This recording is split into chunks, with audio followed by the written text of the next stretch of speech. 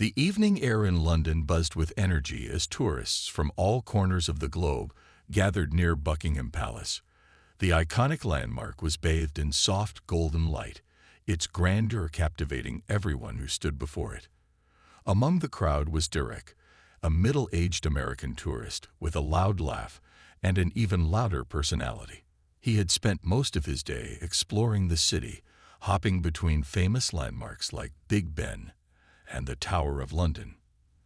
By nightfall, he found himself at a cozy pub not far from the palace, sipping on pints of beer alongside his travel buddies.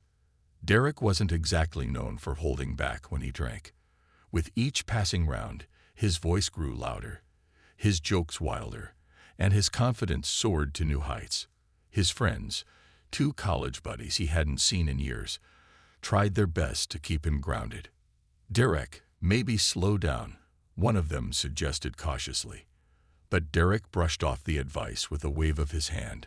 "Come on, guys. We're in London. This is supposed to be fun." He slurred, raising his glass for another toast. As the group made their way toward Buckingham Palace, Derek's excitement reached a fever pitch. The sight of the royal guards standing motionless in their striking red uniforms and towering bearskin hats fascinated him. To Derek, they looked almost comical, like characters out of a history book brought to life. "Man, look at those dudes," he chuckled, pointing at the guards. "They don't even blink. Are they robots or something?" His friends laughed nervously, glancing around to see if anyone noticed Derek's growing antics. But Derek didn't care. In fact, he leaned closer to the nearest guard, squinting as though trying to study him. "Hey, buddy," he called out, his voice echoing slightly. "You gotta move your head once in a while, right? Or do they glue you there?" A few people nearby turned to stare, some smirking at the absurdity of the situation, while others frowned disapprovingly. One of Derek's friends grabbed his arm, pulling him back gently. "Dude, stop messing around. These guys are legit. They're not here to entertain you." But Derek shrugged him off, too tipsy to take anything seriously. "Relax, man. I'm just having some fun," he replied, grinning ear to ear. As they continued walking, Derek couldn't resist making more comments about the guards. "Imagine being stuck standing still all day," he mused aloud. "I'd lose my mind after 5 minutes." By now, his behavior had drawn the attention of several bystanders. Some snapped photos discreetly, amused by the drunk tourist causing a scene. Others shook their heads, muttering under their breath about how disrespectful he was being. But Derek didn't notice, or perhaps he didn't care. All he knew was that he was having the time of his life, fueled by alcohol and adrenaline. Unbeknownst to Derek, however, his antics were about to escalate into something far more serious than harmless banter. His friends exchanged worried looks, sensing that things were spiraling out of control. One of them whispered urgently, "We need to get him out of here before he does something stupid." But it was already too late.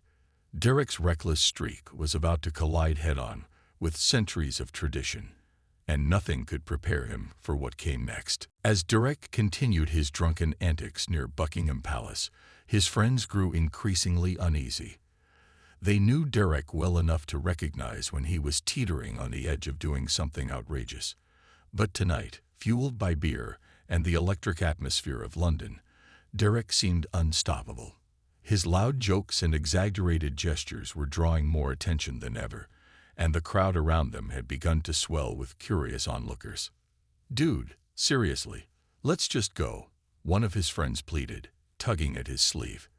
"You're gonna get us into trouble." Derek, however, wasn't listening. Instead, he turned to face his buddies with a mischievous glint in his eye. "Oh, come on," he said, slurring his words but grinning widely. "Where's your sense of adventure? We're in London, man. You can't tell me you're not tempted to mess with those guards." His friends groaned, shaking their heads. They knew better than to encourage him, but Derek wouldn't take no for an answer. He stood there, rocking back and forth on his heels, clearly cooking up some ridiculous plan. Finally, he pointed a finger dramatically at the nearest royal guard, who stood rigidly in place, staring straight ahead as if oblivious to the chaos unfolding around him. "Watch this," Derek declared, puffing out his chest like he was about to perform some heroic feat. "I bet I can make that guy move." Before anyone could stop him, Derek took a step closer to the guard, waving his arms wildly. "Hey, Mr. Statue," he shouted, his voice cutting through the murmurs of the crowd. "You alive over there?" A few people nearby chuckled nervously, while others looked genuinely horrified. One elderly woman muttered under her breath, "Someone really needs to shut him up." But Derek didn't notice, or maybe he just didn't care. Emboldened by the laughter of a couple of strangers, he decided to push things further. Turning to his friends, he grinned and said, "Okay, here's the deal. I double-dog dare myself to jump right in front of him. What do you think? Pretty epic, huh?" His friends exchanged panicked glances. "Are you insane?" one of them hissed. "Do you have any idea what happens if you mess with those guys? They're trained professionals, Derek.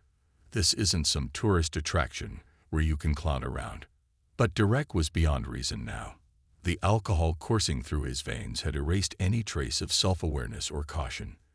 "Oh, relax," he shot back, rolling his eyes. "It's not like they're gonna arrest me or anything. It's all part of the show, right? Besides, it'll be hilarious." The group tried one last time to talk him out of it, but Derek was already moving. He stumbled forward, weaving unsteadily through the crowd until he reached the edge of the ceremonial march route. The royal guard was approaching, marching in perfect synchronization with his comrades. Their polished boots struck the ground with precision, each step echoing like a heartbeat. Derek watched, momentarily mesmerized, before snapping back to his reckless plan. "This is gonna be awesome," he muttered to himself, cracking his knuckles theatrically. Without another thought, he planted his feet firmly and prepared to leap into action. His friends called out weak protests from behind him, but their voices were drowned out by the growing buzz of anticipation among the spectators. Cameras clicked, phones were raised, and whispers rippled through the crowd as everyone waited to see what Derek would do next. For a brief moment, Derek hesitated. Somewhere deep down, a tiny voice whispered that this might not be such a good idea after all. But then the cheers and giggles of the crowd egged him on, drowning out that fleeting moment of doubt.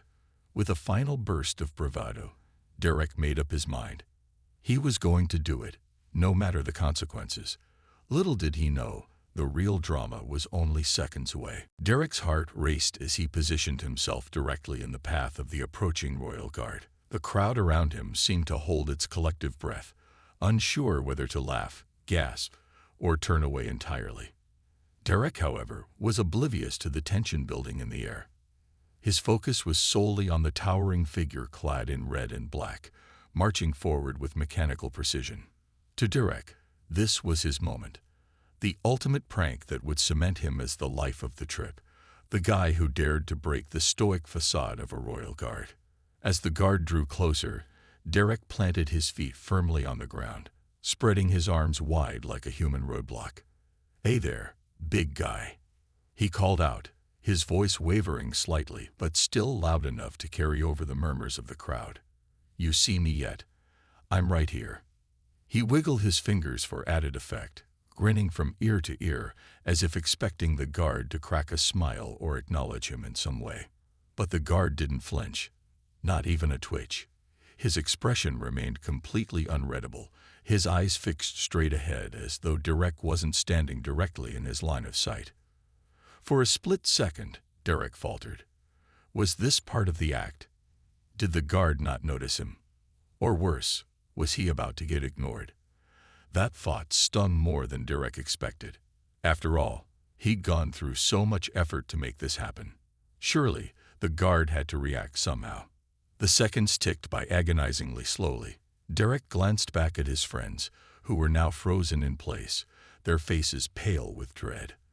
They shook their heads frantically, silently begging him to step aside before things escalated further. But Derek couldn't back down now, not after going this far. Instead, he doubled down, leaning even farther into the guard's path and waving both arms wildly. "Come on, man," he shouted, his tone shifting from playful to almost desperate. "You gotta admit, this is funny." Still, the guard gave no response.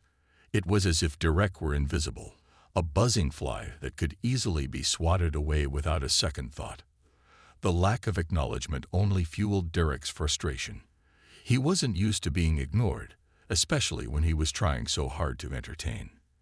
In his drunken state, he convinced himself that the guard was simply playing along, waiting for the perfect moment to deliver a punchline of his own. And then it happened. Without warning, the guard stopped dead in his tracks, halting the entire procession behind him. For a brief moment, everything went eerily silent.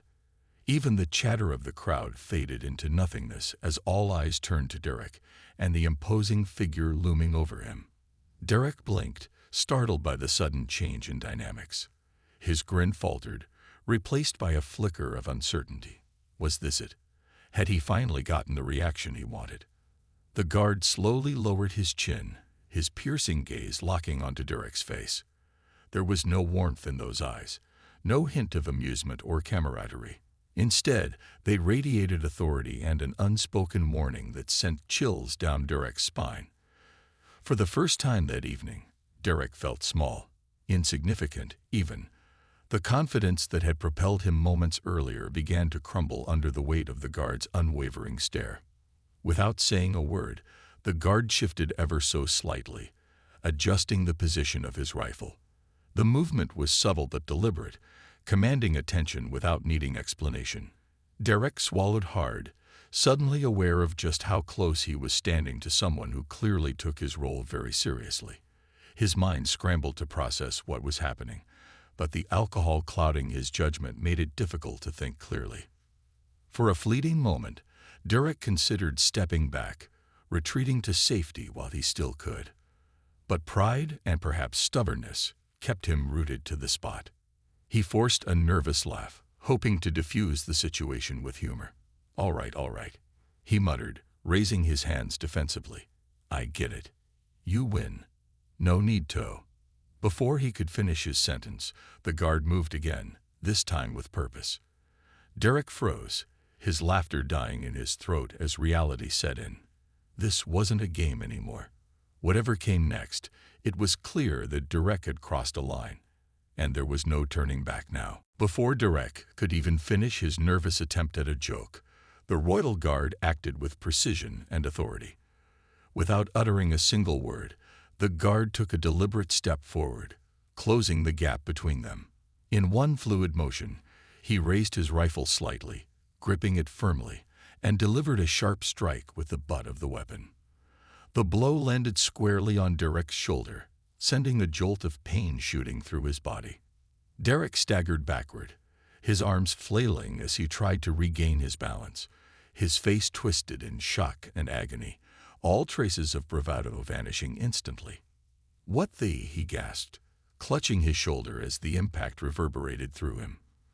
For a moment, he teetered on the edge of falling over, his legs wobbling like jelly beneath him. The crowd, which had been buzzing with anticipation just moments ago, erupted into gasps and murmurs. Some people covered their mouths in disbelief, while others instinctively stepped back, creating space around the unfolding scene. The guard stood tall and unyielding, his posture radiating calm authority. He didn't move to follow Derek or escalate further. Instead, he resumed his position as though nothing unusual had occurred. To him, this was simply part of the job, a necessary response to someone who had blatantly disrespected protocol. But for Derek, the world seemed to spin out of control. Pain throbbed in his shoulder, but it was nothing compared to the wave of humiliation crashing over him. His friends rushed to his side, their faces pale with panic. "Oh my God. Are you okay?" One of them asked, grabbing Derek's arm to steady him. Another shot an apologetic glance at the guard before turning his attention back to Derek. "I told you not to do it. Why didn't you listen?" He whispered urgently, his voice tinged with both anger and concern. Derek barely heard them. His mind raced as he processed what had just happened. 1 second, he was the center of attention, laughing off his antics as harmless fun. The next, he was reeling from a swift and brutal reminder that his actions carried consequences far beyond what he'd imagined. He looked up at the guard, half expecting some kind of explanation or acknowledgement. But the guard remained impassive, his gaze fixed straight ahead once more. The crowd began to murmur among themselves, some shaking their heads disapprovingly, while others pulled out their phones to capture the aftermath. A few tourists clapped quietly, clearly siding with the guard, while others muttered comments under their breath. "Serves him right," one man said loudly enough for Derek to hear. "You don't mess with the royal guards." Derek felt his cheeks burn with shame as he realized how foolish he must look, not just to the people around him, but potentially to millions online if videos of the incident went viral. Still clutching his sore shoulder, Derek stumbled backward, putting distance between himself and the guard. His knees felt weak, and his confidence was utterly shattered.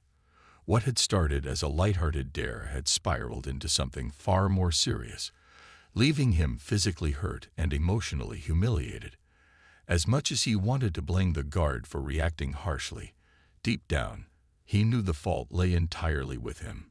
He had ignored warnings, disregarded boundaries, and let his ego lead him straight into trouble. For a brief moment, Derek considered saying something, anything, to salvage the situation. Maybe an apology, or perhaps a feeble attempt to explain himself. But the words caught in his throat. How could he possibly justify his behavior when the evidence was right there for everyone to see? Instead, he lowered his head, avoiding eye contact with anyone in the crowd, and allowed his friends to guide him away from the scene. As they moved through the throng of onlookers, Derek couldn't shake the feeling of eyes boring into him from every direction. Whispers followed him, each one cutting deeper than the last. By the time they reached the edge of the gathering, Derek's bravado had completely evaporated, replaced by a crushing sense of regret. He had walked into the evening seeking laughter and excitement, but now all he wanted was to disappear. As Derek limped away from the scene, his friends practically dragging him by the arms, the weight of what had just happened began to sink in fully. The initial shock of the guard's retaliation was wearing off, leaving behind a raw mix of embarrassment, pain, and disbelief. Every step felt heavier than the last, not just because of the throbbing ache in his shoulder, but also because of the invisible burden of humiliation pressing down on him. The crowd didn't let up either. As they moved through the sea of onlookers, Derek could feel their stares burning into him like hot coals. Some people shook their heads in disapproval, while others whispered audibly enough for him to catch snippets of their comments. "Can you believe that guy?" one woman muttered to her companion. "He got exactly what he deserved." Another man chimed in with a chuckle. "That'll teach him to mess with the royal guards." Each remark stung more than the physical blow he received earlier. But it wasn't just the verbal jabs that made Derek want to crawl into a hole. It was the sound of cameras clicking and phones being raised. Everywhere he looked, tourists were capturing photos and videos of him, documenting his public shaming for posterity. A teenage girl held up her phone, grinning as she zoomed in on Derek's face. "This is going viral for sure," she said excitedly to her friend. Derek's stomach churned at the thought. In an instant, his drunken stunt would be immortalized online, shared and mocked by strangers around the world. He couldn't escape the sinking realization that this moment might follow him forever. One particularly bold tourist stepped forward, blocking Derek's path momentarily. It was an older man with a thick British accent and a stern expression. "You should be ashamed of yourself," the man said loudly, pointing a finger at Derek. "Those guards are protecting something far greater than your silly antics. Show some respect next time." Derek opened his mouth to respond, but no words came out. What could he say? The man was right. Instead, he nodded weakly, avoiding eye contact as his friends ushered him past the growing throng of judgmental spectators. By the time they reached a quieter corner of the palace grounds, Derek's legs gave out, and he slumped onto a nearby bench. His head hung low, his hand still gripping his injured shoulder. "I can't believe I did that," he mumbled, his voice barely above a whisper. His friends exchanged uneasy glances, unsure of how to comfort him. One of them patted his back awkwardly. "It's okay, man. Just don't do anything like that again." Seriously. Derek didn't respond. He was too busy replaying the events in his mind, cringing at every misstep. From the moment he'd started cracking jokes about the guards to the split second when the rifle butt struck his shoulder, everything felt surreal, as if it had happened to someone else. But the soreness radiating through his body reminded him otherwise. This was real. And now, thanks to his own stupidity, he was paying the price, not just physically, but emotionally and socially too. To make matters worse, Derek noticed a group of teenagers huddled nearby, giggling as they scrolled through their phones. One of them pointed at him and laughed, saying, "Is that the guy? Oh my God, he looks so embarrassed." Derek quickly turned his head away, hoping to avoid further attention, but the damage was done.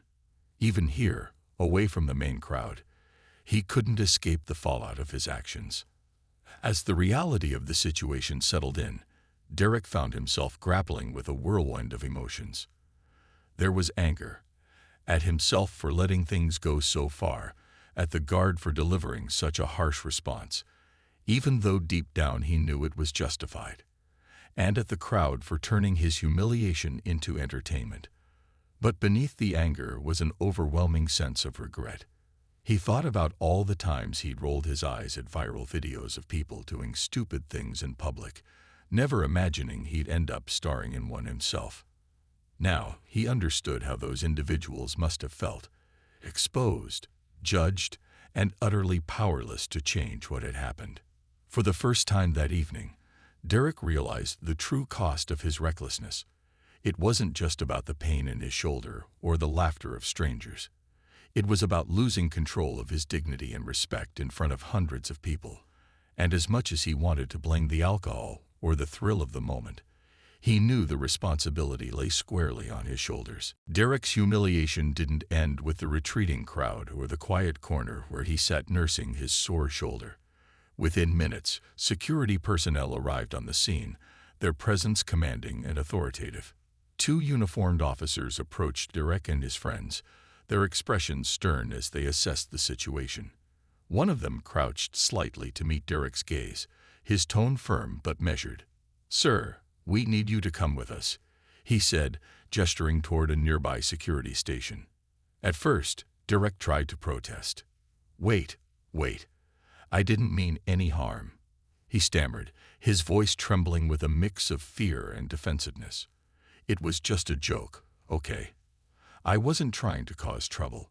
But the officers weren't swayed by his excuses. The second officer stepped forward, holding up a hand to silence him. "We understand that, sir, but your actions were disruptive and inappropriate. You'll need to answer some questions so we can determine the next steps." Reluctantly, Derek rose from the bench, wincing as pain shot through his shoulder.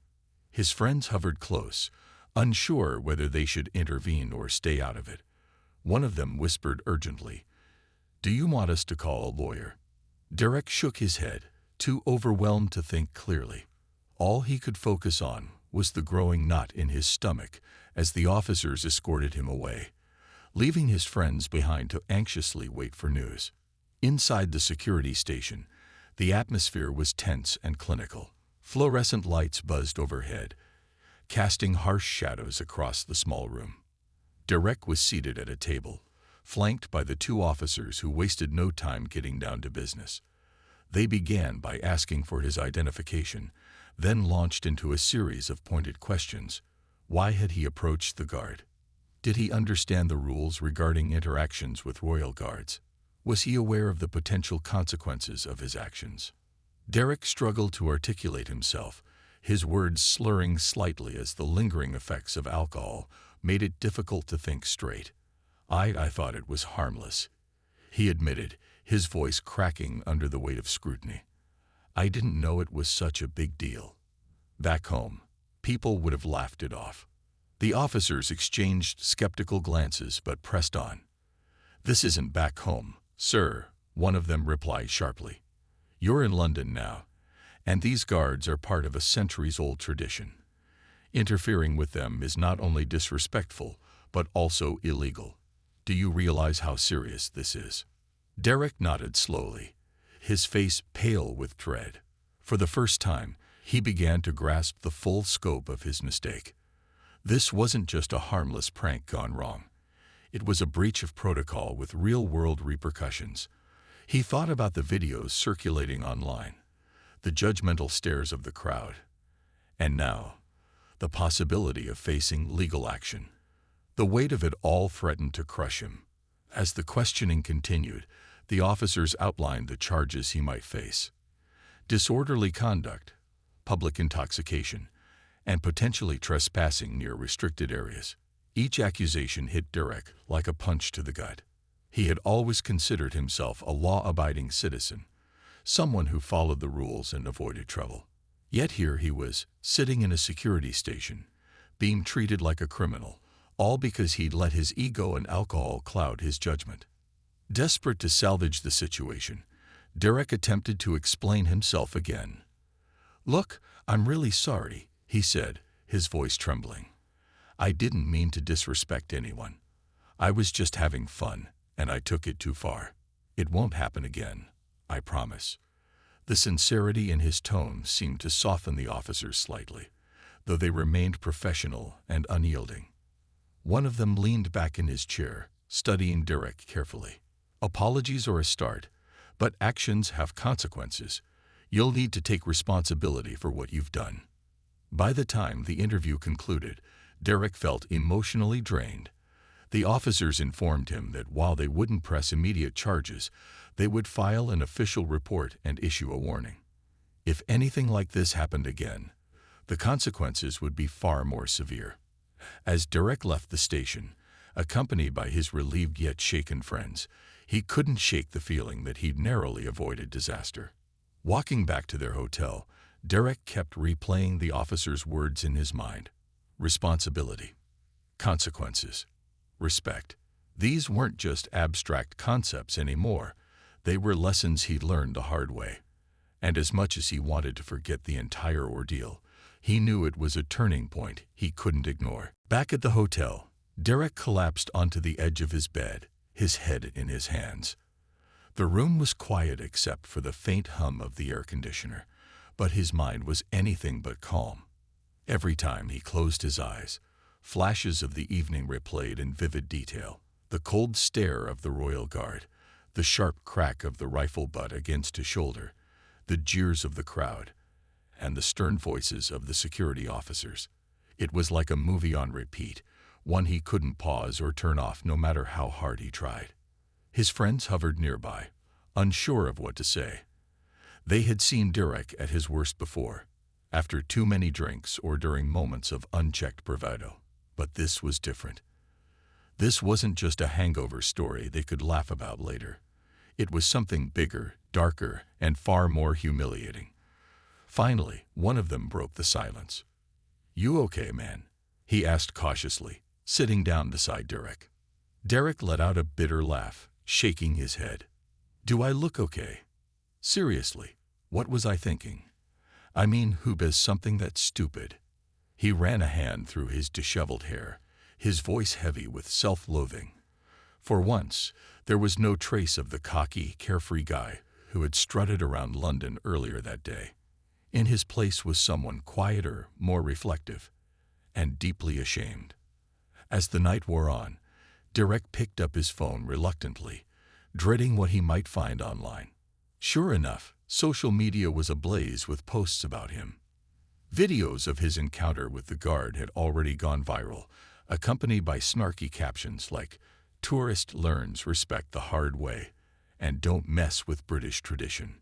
Memes mocked his drunken antics, superimposing exaggerated expressions onto his face. Even hashtags had started trending.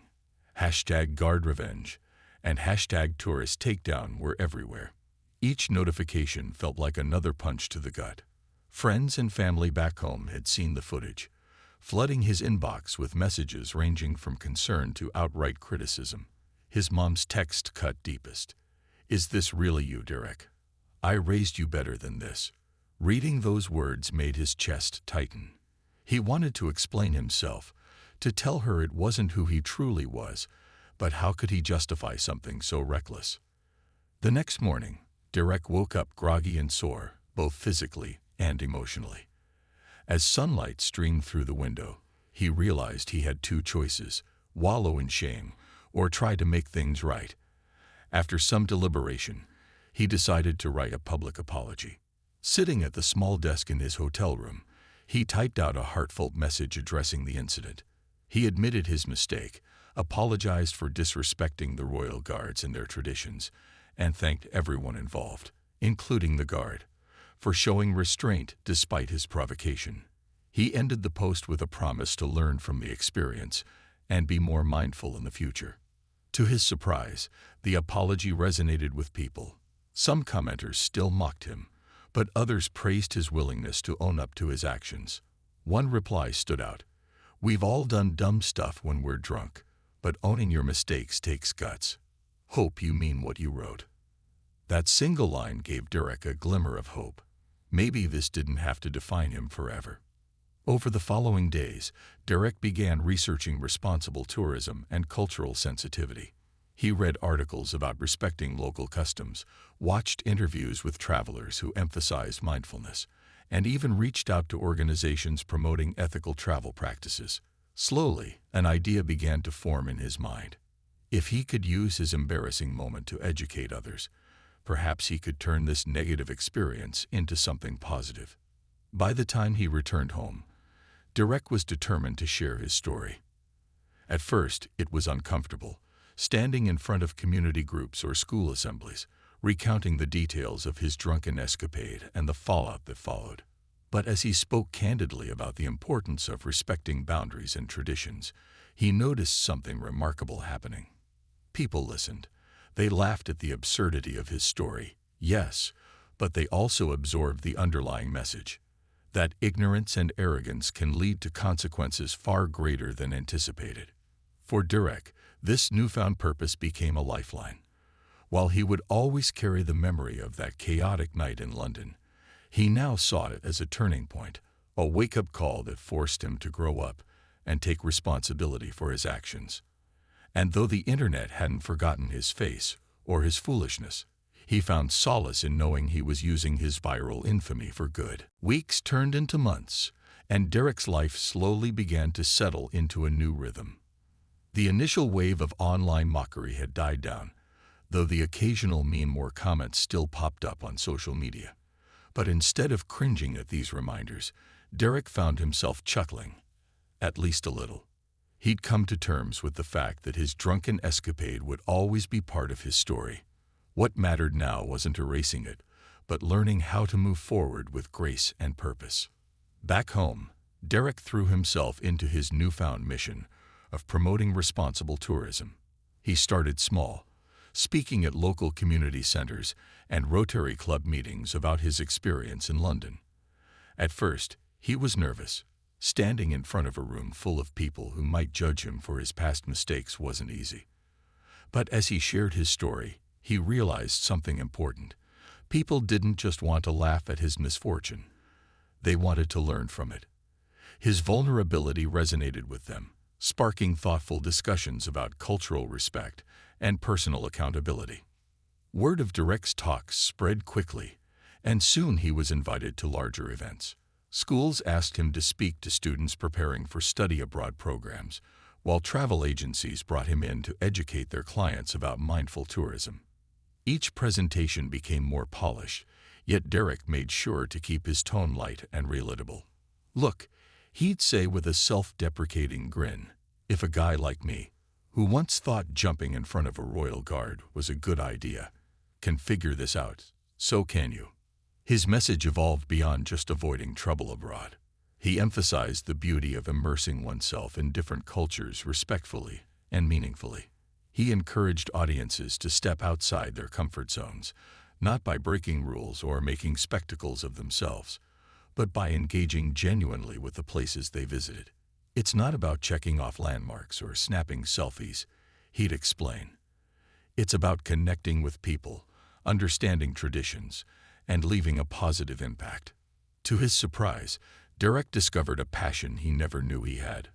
Public speaking energized him, and seeing the impact of his words inspired him to do even more. He began collaborating with organizations focused on sustainable travel, helping create resources for tourists eager to explore the world responsibly. He wrote blog posts, recorded short videos, and even launched a modest podcast where he interviewed travelers, historians, and cultural experts. His efforts earned him recognition, not as the guy who messed with a royal guard, but as someone dedicated to fostering respect and awareness in global travel. Of course, there were moments when doubt crept in. Late at night, after a long day of presentations or planning, Derek would sometimes scroll through old comments online or revisit the footage of his infamous encounter. Those moments brought back waves of embarrassment, reminding him of how far he'd come and how much work still lay ahead. Yet each time, he reminded himself of the progress he'd made. He wasn't the same person who had stood drunkenly in front of that guard anymore. He was someone wiser, humbler, and more intentional about his actions. One day, while scrolling through social media, Derek stumbled upon a comment that caught his eye. It was from a young traveler who had attended one of his talks. "I was totally planning to pull some dumb stunts on my trip to Europe," the commenter wrote, "but after hearing Derek's story, I decided to take things seriously. Thanks for turning your mess up into a lesson for all of us." Reading those words filled Derek with a sense of fulfillment he hadn't felt in years. By embracing his mistake and using it as a catalyst for change, Derek transformed what could have been a lifelong source of shame into something meaningful. Though he'd always carry the memory of that chaotic night in London, he no longer saw it as a defining moment of failure. Instead, it was a turning point, a chapter in his life that taught him humility, resilience, and the power of redemption. As he stood before another audience one evening, sharing his story once again, Derek smiled to himself. He knew he'd never forget the sting of that rifle butt or the weight of public humiliation. But he also knew that without those experiences, he wouldn't be the person he was today. Someone committed to making a difference, one awkward yet heartfelt talk at a time.